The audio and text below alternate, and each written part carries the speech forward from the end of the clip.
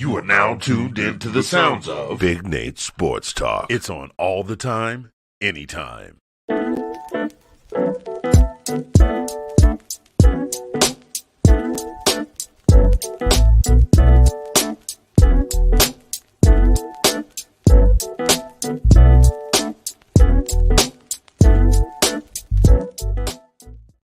don't know if I'm okay. I don't see the light of day.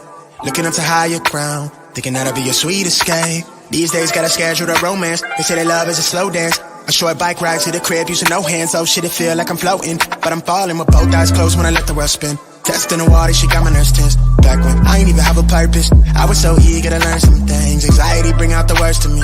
Society paint me as enemy. My niggas making it by that remedy. I'm more occasional, don't do it regularly. Backs under my eyes, weighing down heavily. Mama been worried, the devil allegedly deep in the plan. Subconsciously wanted it since I was 10. I thought I was sharp on my scroll and my pen think it did. So mama found she to them legs. She told me that's not who I am. But nowadays I put on for the fam, see you when I can. I'm surrounded by my feelings, I'm stuck on a Ferris wheel. I bet I perish with 140 acres. She wants the horse and the carriage, a porcelain portion of garbage. I talk to the mirror, I know that life's not the fairest. I lost my can, I can't pay off the bills with the blessing. Not sure I relate to the Reddit page. It's feeling like money is everything. Money is everything.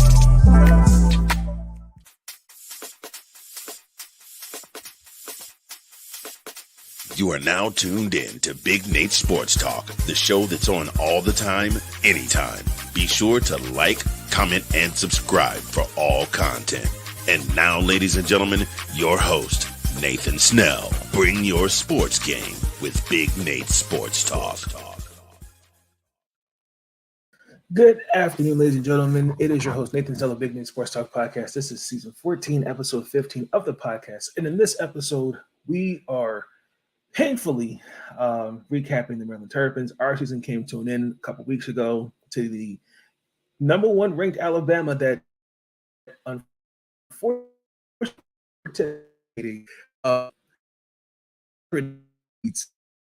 right, as I just said up front, the Maryland women's recap against South Carolina, losing to them Monday. That video is also going to be recorded. I'm going to have this done, recorded. Record that after this episode is done, and then previewing the Final Four for the men's as well. The video this morning should have went up with alongside with Brendan Potts, previewed the women's Final Four, and then once those games, obviously recapping and then getting ready for the championship. And then once the championship is complete for both men and women's, we're getting back into the swing with NFL mock draft, NBA mock draft, and the WNBA mock draft, along with off-season stuff. But ladies and gentlemen, I have a very special guest. He is one half of the Watch the Football Weekly show alongside the Herndon's finest, Sean Spencer. Shout out to Sean Spencer. Great guy, Maryland fan, even though he lives in South Carolina. By default, he's technically a Gamecock fan, but that's okay. Good friend of mine. Ladies and gentlemen, please, let's give a warm welcome to Mr. Will Kramer.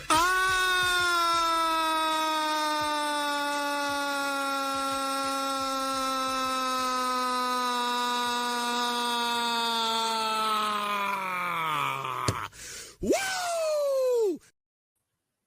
Will, how you doing, sir? Nathan, I'm doing great. I appreciate that introduction, but let me just tell you, I'm a Terps basketball fan first. Absolutely. I am that. But the Lady Gamecocks are good. They're in our backyard.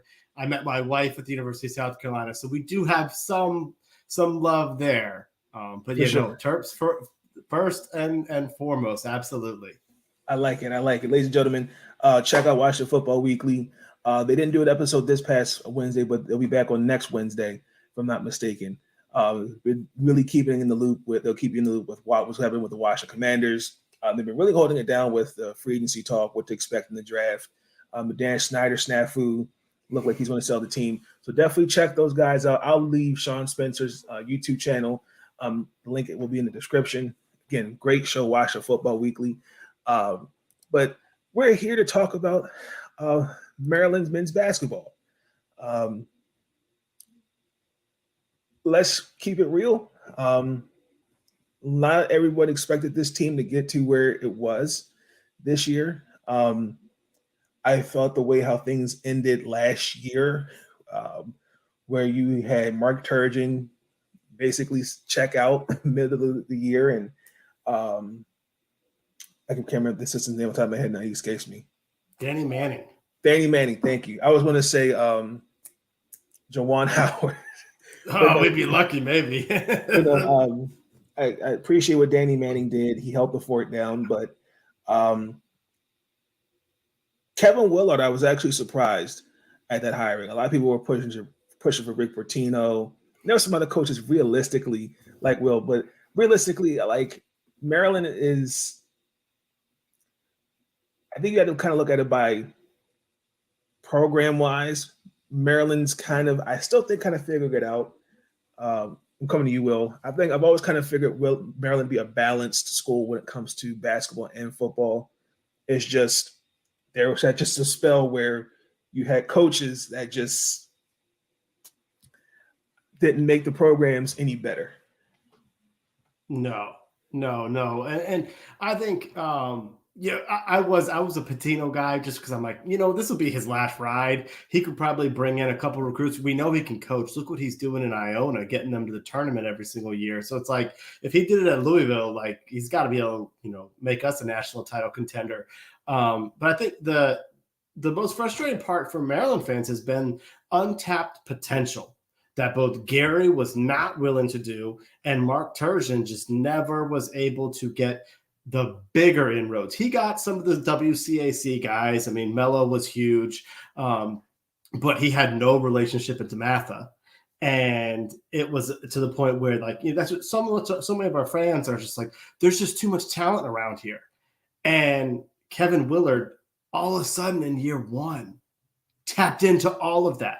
Now some of that came from he brought in a really good recruiting coordinator in Tony Skinn, who had those inroads, who, I don't know if you saw, he became the Mason men's basketball coach today. Yep. Wish him all the best with George Mason.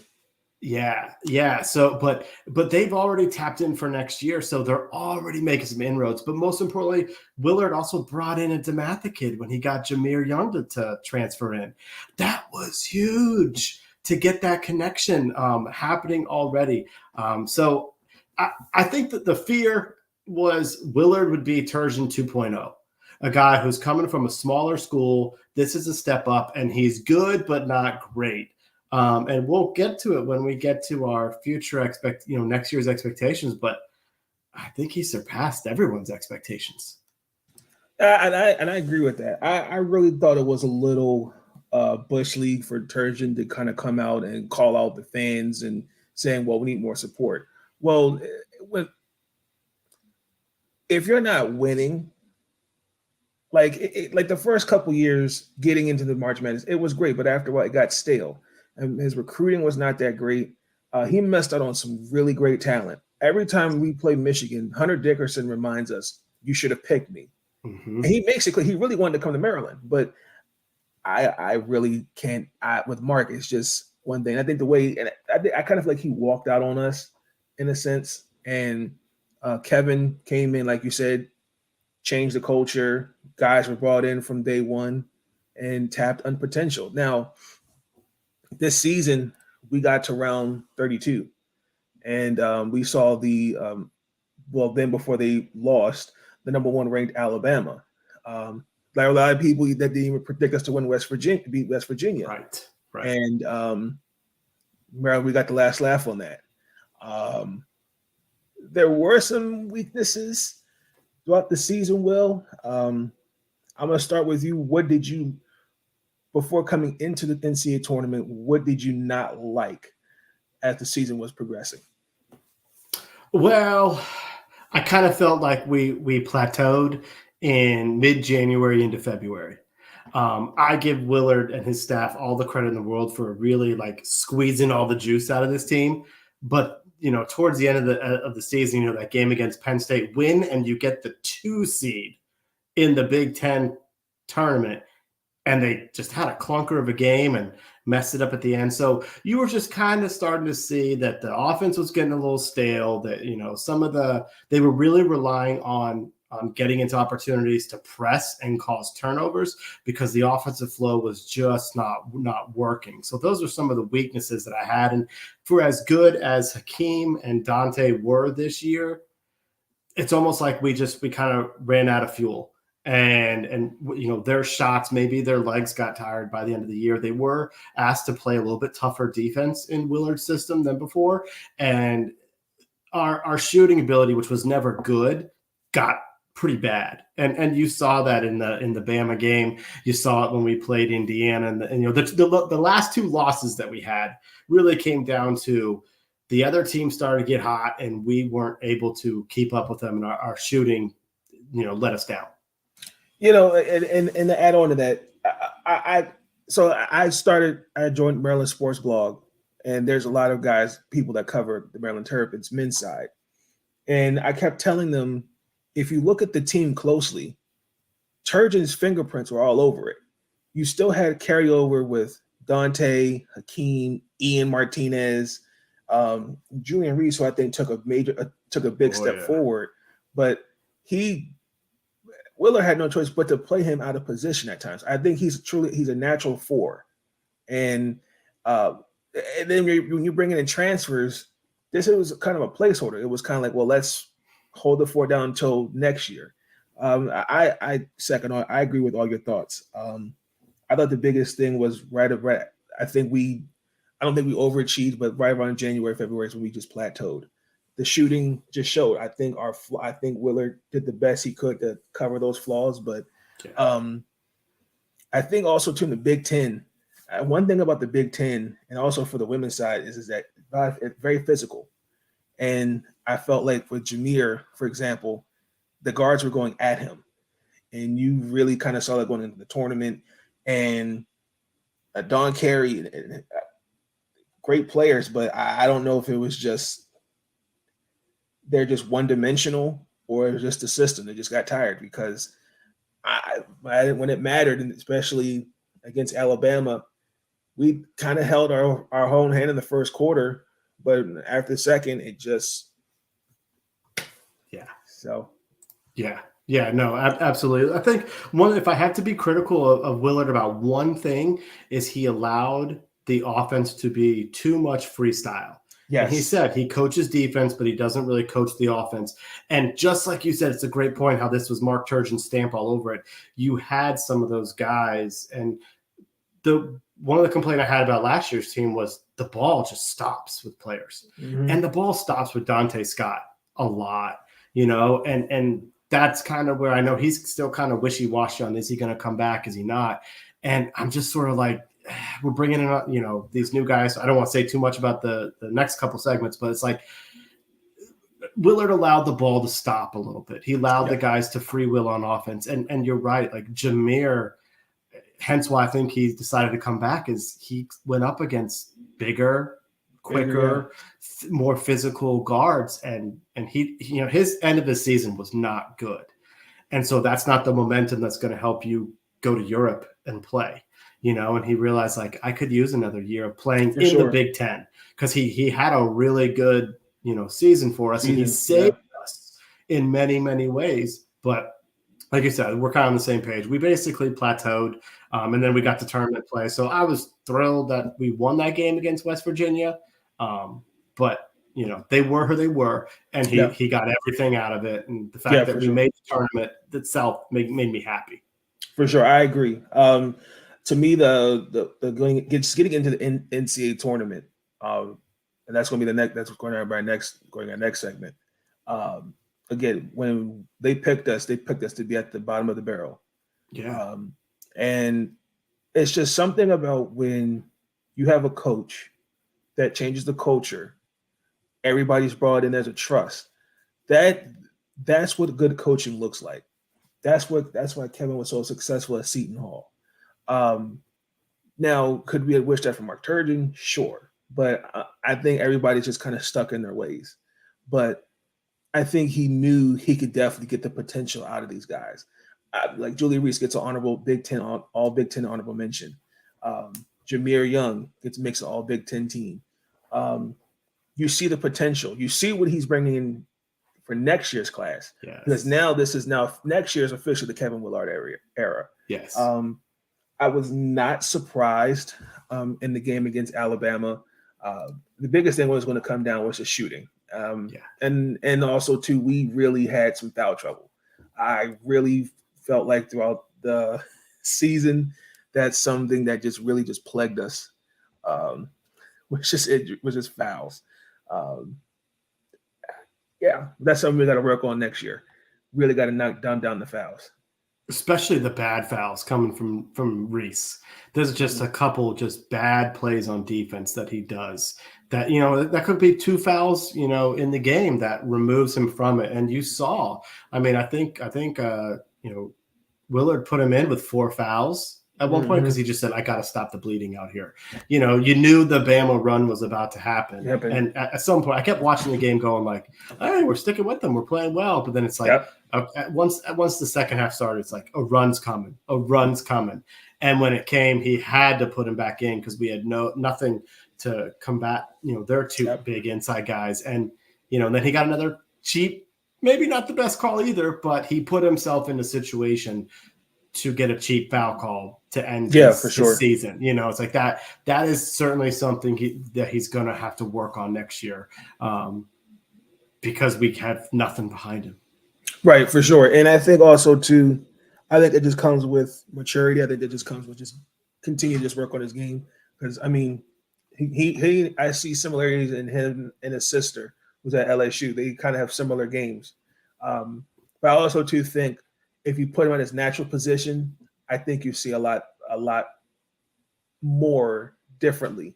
Because some of those, I'm not gonna lie, some of those calls were a little ticky-tack, and I get it. Every official is different when they were calling the game, and I get it. I agree with what you said. We stuck there with them. They didn't score the 20th point, if I remember correctly, until like the 15th minute mark in that game. Yeah. So we did a good job making them uncomfortable early, but I don't think you're going to win a lot of basketball games where you're taking 19. You made 19 shots out of 54 attempts. That's just not winning basketball games. Right. So painfully, I wasn't disappointed. It wasn't like we were like the number one seeded team. This was kind of like, it reminds me of a team where you don't expect, oh wow, like a FAU or Foreman, almost. Like the Maryland Terps got in there to round 32. Like it was kind of like a surprise. Yes. And I'm actually kind of optimistic for the off season. Kevin's done a very good job of bringing in some guys, and I know Hakeem is deciding to transfer. I wish him all the best in his journey. Dante Scott, I believe, is a senior, so he's graduating. But he has that COVID year. Yes, he can take the 50 eligibility. Yeah. Ian, I know is he'll be a junior. Yeah, he's still around. And then Don Carey, I don't know what he's going to do. He came in he used his last eligibility, so he's graduating. To transfer. Mm-hmm. Okay. Yeah.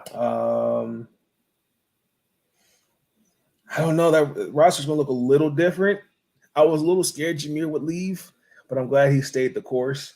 No matter where he was going to go, they were going to get a good player. So, yeah. What are your thoughts on the transfer portal so far, and what are you liking about the recruits? Yeah, so the transfer portal, I'm pretty excited about it because what gives me a lot of encouragement is I believe that Willard knows what lineup he's got and what he's got to bring in. He knows he needs another shooter to replace and he really wants between the freshmen he's got coming in plus Jameer coming back. He wants someone when they dribble and drive and pass out. He wants someone who can knock down the shots. I think that's why he was able to convince Noah Batchelor to stick around because I think he wants him to be there next year. Batchelor came in with the 3-point shooting ability. He struggled this year, but he had limited minutes, so he really couldn't get into a rhythm. So I think you're going to see a guard come in that can make threes. I think they know they have to get another big man in there. So they need somebody in between Julian and Caleb Swanton, Raja CSR. I can't remember the second part of his last name right now. And they're now probably going to need somebody to replace Dante Scott at the 4. So that they're going to need to get some big men. I'd love for them to get 2 big men in just to take some of the pressure off Julian. He made leaps and bounds, like you said, and got thicker this year. But sometimes I'm like, I think maybe you might have meant to as well. Like, I think he might be better at a 4 as opposed to having to play the 5. But it's a necessity for us. So I wish they'd bring in 2, but I think we're going to see 1 or 2 guards come in, and then you're going to see 1 big man. They know they've got to get somebody. So I do believe them. I have a lot of faith that they're going to get some people. Yep. And then it's going to complement this freshman class that could potentially be our most exciting freshman class since 2003. When Gary took that ride of the title and brought in the Chris McRae's, the Travis Garrisons, what was the guy who, the point guard, I'm forgetting his name, who had all the potential in the world. Steve Blake? No, it was after Steve Blake, the guy who took over afterwards. Cuevas Vasquez? No, he did that's 2010s. Before that. He wore number 11, Mr. Gilchrist, John Gilchrist. John Gilchrist. So he brought in all these bunch of 4-star, players, and Nick Kenner Medley was one of them. And then you just saw they never panned out as a team. Never panned out. But so there's a lot of excitement. He got the WCAC Player of the Year, Deshaun Harris. That was coming in. That's big. He got a dude who's from the Virginia area, from Woodbridge, but he's down in Miami, in IMG in Florida, in Jamie Kaiser. Yep. Got Kaiser over Indiana as the final crazy. 2. That's a big get. He's a 4-star too.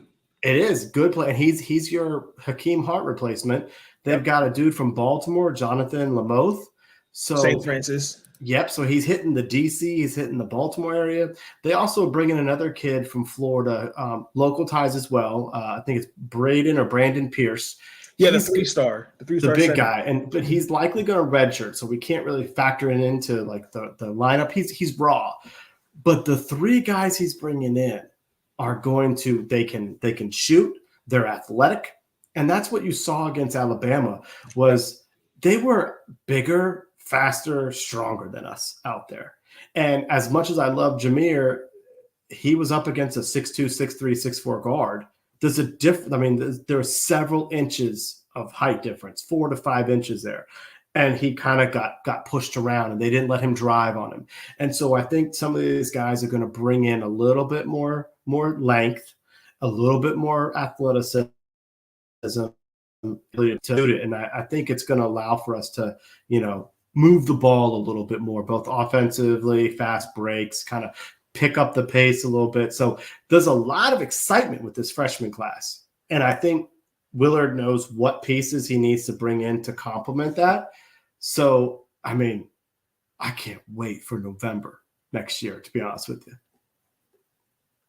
And I can't wait for it either. I'm optimistic. Like I said, next year we'll have more of his fingerprints on the team. I think he's going to probably go and get probably 2, maybe 3 players out the portal. But I think he's going to really – he's not going to open up the floodgates on the freshmen. Because like you said, I do agree. I think Brendan might redshirt. I would like to see them get a point guard behind Jameer, just for my sake. I don't mind. I think we've got a little trigger happy with shooting guards. Yeah, you want shooting, but I would like someone to really be the point. And you can never go wrong with a wing player. So I think what Kevin has brought into is bringing into the next year class, I think is really good. I know 3 of them have already committed, except Brendan. He's a hard commit. Right. But he hasn't signed his letter yet. So he'll probably sign it around before school year's up. Though, I could go for some more turnover. We've got 2 big guys, those 2 Euros, who they're just not suited to play in the Big Ten. Rivas and Zwieba, and I'd love for them to get out too. I Because I feel like you could probably get something just as good in a transfer portal. Sure. I mean, because if they could play when we had games where we, Reese had to sit, we didn't go to them ever. Even in the final games when sometimes we'd have some garbage minutes, whether we're winning or losing, they didn't go in. He played Ike. He played Bachelor. He played Jahari Long, his guy that came with him from Seton Hall. But he didn't really bring in those 2 Euros. So they're kind of taking up a roster spot. I kind of see that also too, not to get off top. I kind of saw that too with Brenda and her and the girls. There be moments during the season where we're up like 20-something points and you got 3 freshmen on the bench. One who's a 4-star and she's transferring, and she's not even getting in the game. Like that really bugs me.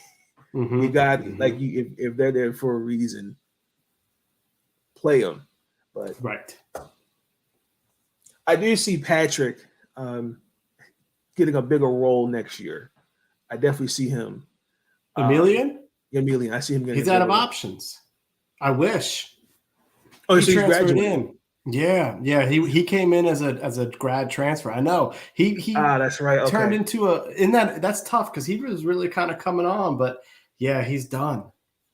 So is it okay? So let me say so this upcoming class, they don't get an extra year, a COVID year. What do you mean? So like, for example, okay, for the women, right? Abby Myers transferred from Princeton, so she's done. Diamond Miller is declared for the draft, but she could, if she wanted to, she could go back another year. So I'm saying with this class coming in 2023, do they get a COVID year, or they have all 4 years? Freshmen this year, I think this is the end of the COVID stuff. Okay, that's what I figured. Yeah, because they haven't had to deal with it, and I don't even know if like incoming freshmen this year would be available, able to call it. I mean, you got a full season in. They didn't have to. It's all about where were you playing in 2020 when the season got interrupted? Right. And no, it makes sense because, okay, for example, Mila Reynolds, she only has 3 years left, and then Hakeem has 1 year left since he's transferred. He does. So that makes sense. Yeah. While he was a senior, he always had that ability to play a 5th year without even being like a grad school exemption type thing. Yeah. Yep. Yeah. And it was time to part ways. He had a way better career at Maryland than I anticipated. When he came, he couldn't dribble the ball. And he was skinny, he was small, and he really turned into, by his senior year, to be a very good role player, solid addition to the squad. And so I think it ended up being great.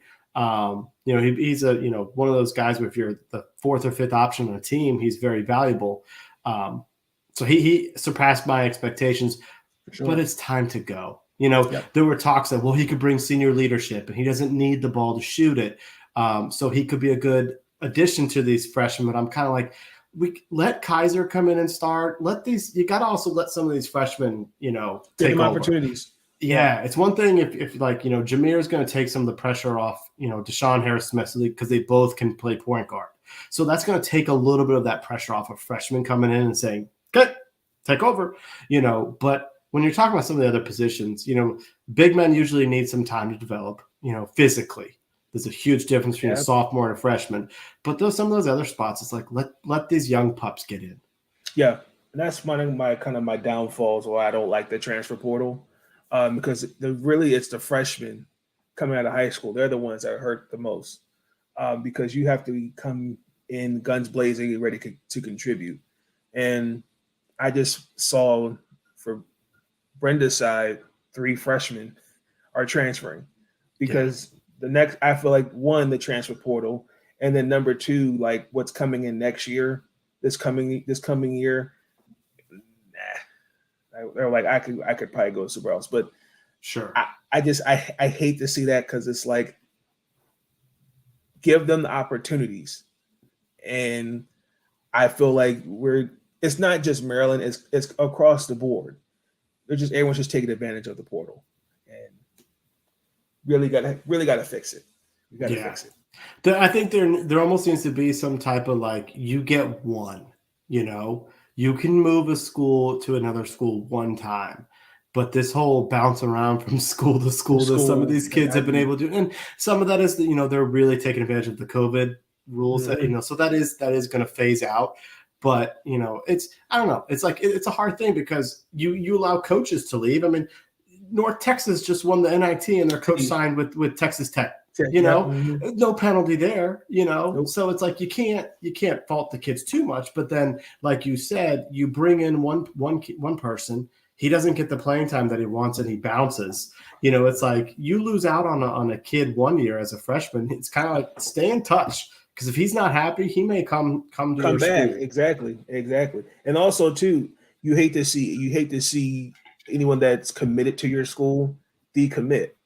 Brenda just lost a commit for this coming class because her sister was going to be in this upcoming class, and since she's transferring, well, I'm not going to come to Maryland. So right, and yeah, they got to fix that for sure. Right. But I do think the transfer portal though does allow for you to plug holes if you have them.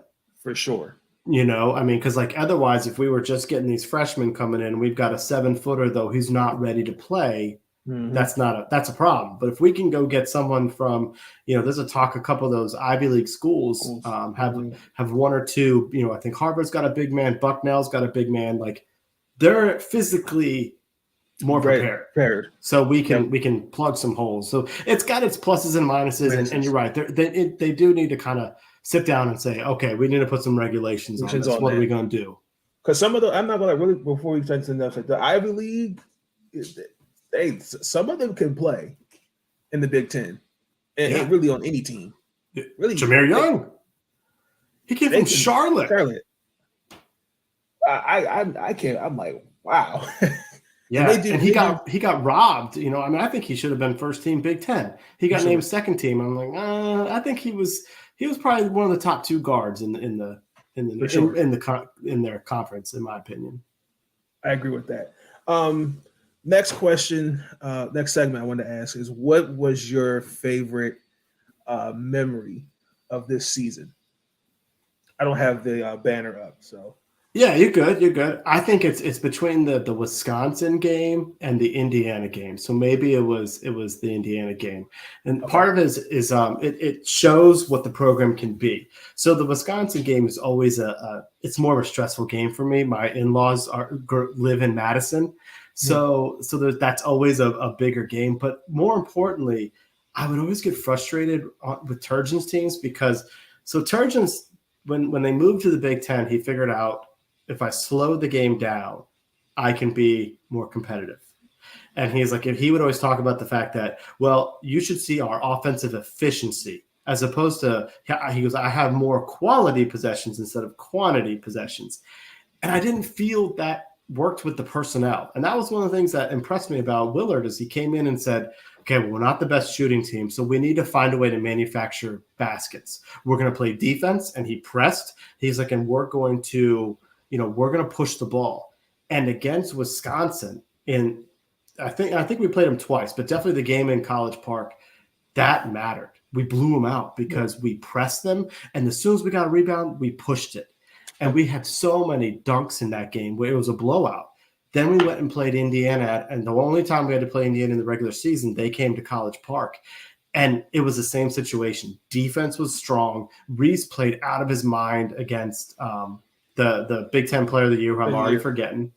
Travis Jackson Davis. Yeah, Trace Jackson. Yeah, he's a great player, but Reese held his own against him.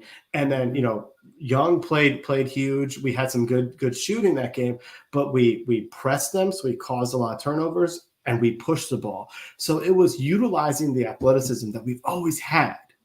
And it's like, it doesn't always have to be, this is my offense. You guys are going to come in and run my offense. And, Willard really, what my favorite part is, because I saw in the season that he was willing to say, here's my talent.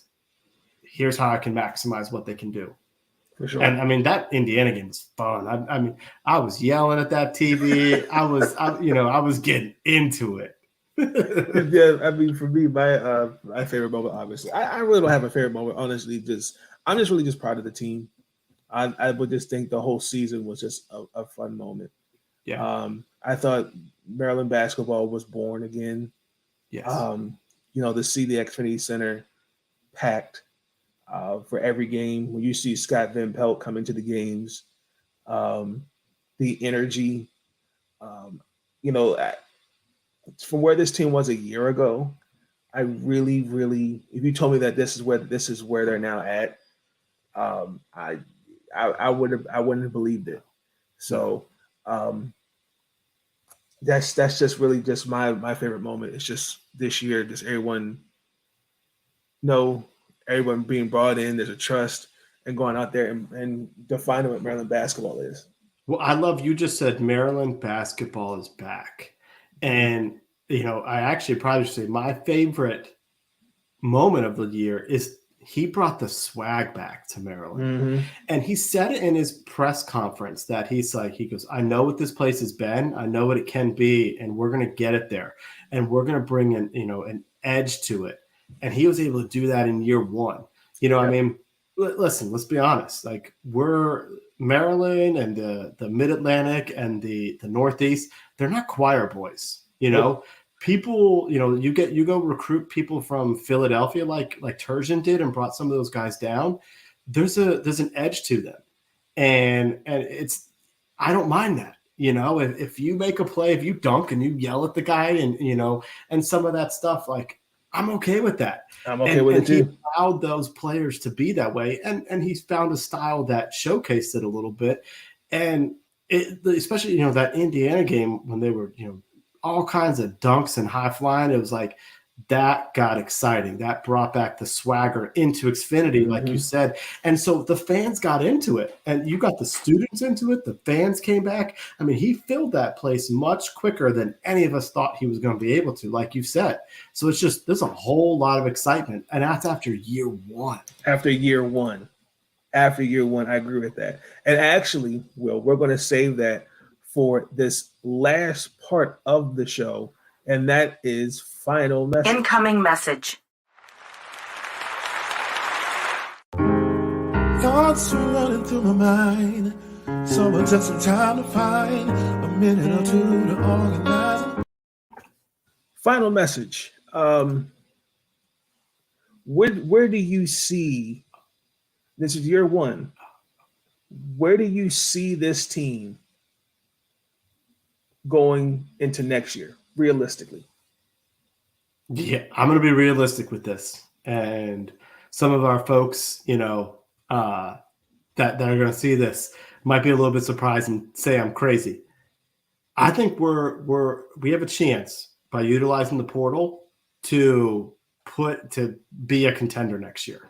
Mm-hmm. I mean, with our freshman class coming in, I think he knows what pieces to bring in. And there's a couple pieces that haven't hit the transfer portal that could, i.e. a kid from Villanova who went to Matha. I think we're in the title for a Big Ten champs. I think we could be a top 10 to 15 team all season, with some of these players. And this might me going out on a limb here, but if we're going to have a spread out NCAA, and you see what happened in this tournament, and if we're going to have more of what this tournament is because the talent spread, you can't tell me with what they're bringing in freshmen and potential transfers next year that this team can't do what UConn's doing. Absolutely. I mean, that's what's crazy. It's like, does that make me crazy to say, like, there's a chance if they put the pieces together, they could be a national title contender next year. I agree with that. I think if everything is right where it should be, I don't think losing Coach Skin hurts. I think he's now set the foundation of recruiting. Willard's going to bring in his guys that are going to fit his system, and I really think those that are coming back, they're going to be ready for this moment because he even said in the poster, he said, "You guys have set the tone for what Maryland basketball is," and I really think next year they can I believe that we could be potentially a number one seed for March Madness. Guaranteed. Yeah. that's I think you'll get a better team that can shoot the ball. I Mm-hmm. think the defense will be better. I can see Julian Reese really making a first all Big Ten team. Yeah. Jameer Young can definitely make one. Can make the first one again as well. Um, I'm really optimistic for this team. The future is bright. I was really kind of nervous coming into the season, like, oh, okay, he's okay. Let's see what you got, and shoo, just took right off. You guys look back. So, shout out to Kevin Willard, man. It's been it was a year around this time we hired him. It was, yeah. So, wow, just in 1 year, he did something that Mark couldn't do. I'm just kidding. But You're not kidding. You're right. But like, I'm just really proud of this team and just what they've been able to accomplish this year. This team will be back strong next year. Mm-hmm. I do think, though, the landscape of college basketball is changing. You know, not the Power Five schools, the rise of the mid majors are really starting to show. And you know, you have all 4 number 1 seeds, the first time in March Madness history, if I'm saying that correctly, aren't going to the Final Four. That lets me know that, hey, anything is possible. Mm-hmm. You know, you could have had a Fairleigh Dickinson winning the national championship, Right. or FAU. So I'm really excited for Maryland basketball. I would still like to see the same support, like for the men, just for the women. I want to see that support for both teams, because I think our home record this year combined, where we were 20-0, we didn't lose a home game. The women too? Correctly. Women too. That's combined, men and women. Jeez, men lost 1 game too, but in Big Ten they didn't lose a game. Right. No, they lost to UCLA. Right. Yeah, that would consider non-conference, but at home, yeah, it's like 20-0. That's so impressive. So very impressive. Yeah, I just think that we're on the rise, and it's not just with basketball, football team too. We know the lacrosse team. Lacrosse is going to be solid. The baseball team, they're finding their stride, but Maryland is on the way up, and we're not looking back. So I'm excited to be a Maryland Terrapin fan. Unlike some who didn't even make March Madness and declined an NIT invite.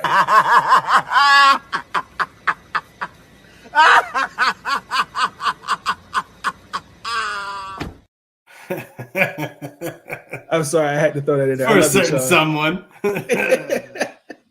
Oh my goodness. But ladies and gentlemen, that's actually going to conclude this episode of Big Nate Sports Talk. Will, thank you so much for joining me on this episode. I will leave the link for Sean's YouTube channel. You can catch Will and Sean on Wednesdays, Washington Football Weekly. They will keep you up to date with Washington news. Also, too, you will also probably catch you if at some point in the future. We'll probably have Will back on here and previewing when the season starts for next year, his expectations, especially for the first game, and hopefully, around the same time, he'll be back on here. So we'll hopefully have Will Kramer on here for future episodes. But thank you so much, Will, for tuning in, for joining me, ladies and gentlemen. Please like, comment, and subscribe. I will catch you guys on the next couple episodes of Maryland women's recap against South Carolina. Best of luck to your Gamecocks tonight, as they will beat the Iowa Hawkeyes. I actually have them winning 87-77. Guaranteed. I can see that. Yeah, and you guys are going to be facing St. Francis finest, the Bayou Barbie Angel Reese, and the Louisiana State Tigers. Guaranteed. Do they want this again? Well, I think LSU would be ready for you guys. They're motivated. Kim Mulkey said it in the Parsec after they beat who they beat the other night. to get to the Final Four. I can't remember, but she said, "Oh, it's only 2 SEC teams in the finals." I was like, "Okay," and she got it right. She gonna get it right. Yeah. She might. Yeah, she'll be fun tonight. I think, like you said, it's going to be a weather the storm. Iowa's going to stick around longer than Maryland did. Hats off to the Maryland women's team, man. They played really well. There is a depth difference, and that's what happened in the second half. Mm-hmm. I can't defend that. What do you want me to say to that? Yeah. You're right. And I think that's something she's going to definitely work on. And losing 3 freshmen, that really puts a damper on things. But I trust Brenda in the process, and it's nothing new. So she did great. She overachieved too. Both basketball teams kind of overachieved based on some of the turmoil they had at the end of last year. For sure. So. All right, ladies and gentlemen, you want to see the other 2 episodes, episode 10 for Maryland women's basketball. We'll record that in a little bit. And I'm also going to record the Final Four preview for the men. Those games actually start tomorrow. The women start tonight. I'm not liking the fact that the women had, I think, 4 days of rest compared to the men, where they got practically a week off. But right.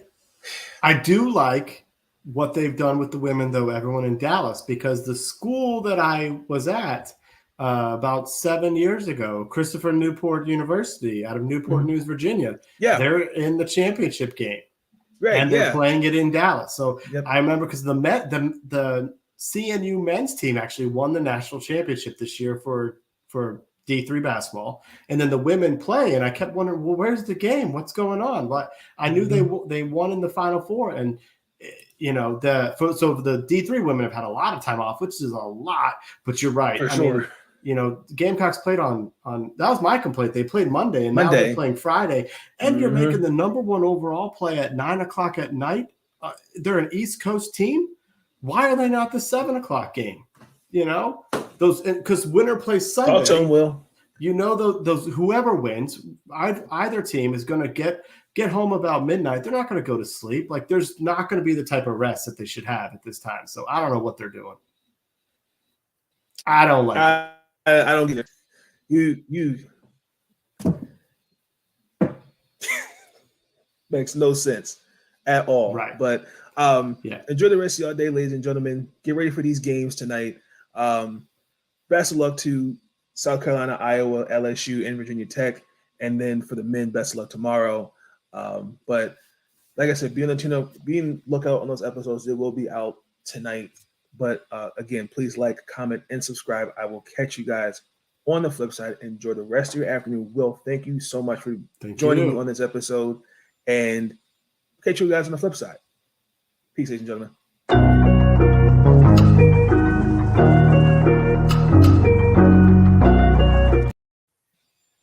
Forgot one other thing.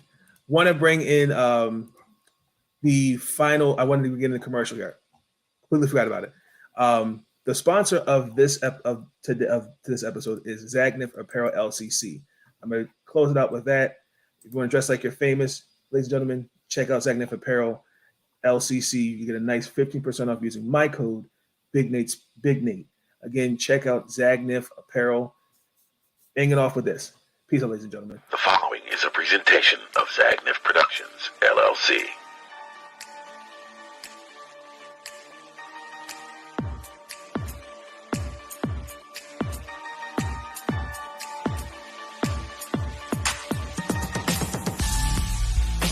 Introducing Zagnif Apparel. Our comfortable line of leisure wear and athletic wear will have you comfortable and stylish at any occasion. Whether you're at the gym, out shopping, or just relaxing at home. Whether you're an athlete or just want to lay around the house, we've got the perfect outfit for you. Stop by our website today and pick up your favorite pieces.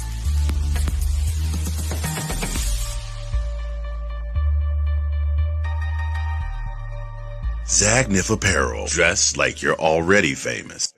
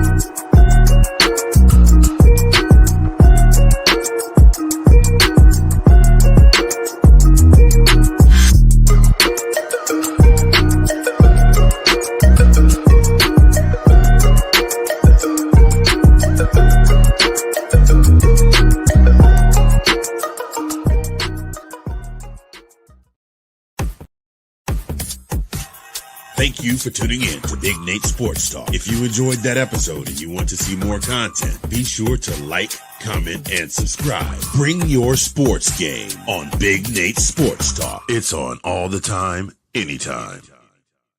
I want to thank you. I want to thank you, yeah. I want to thank you. Ooh. For all the times you put up with me. Thank you. And you helped me retain my sanity. Thank you. I want to thank you.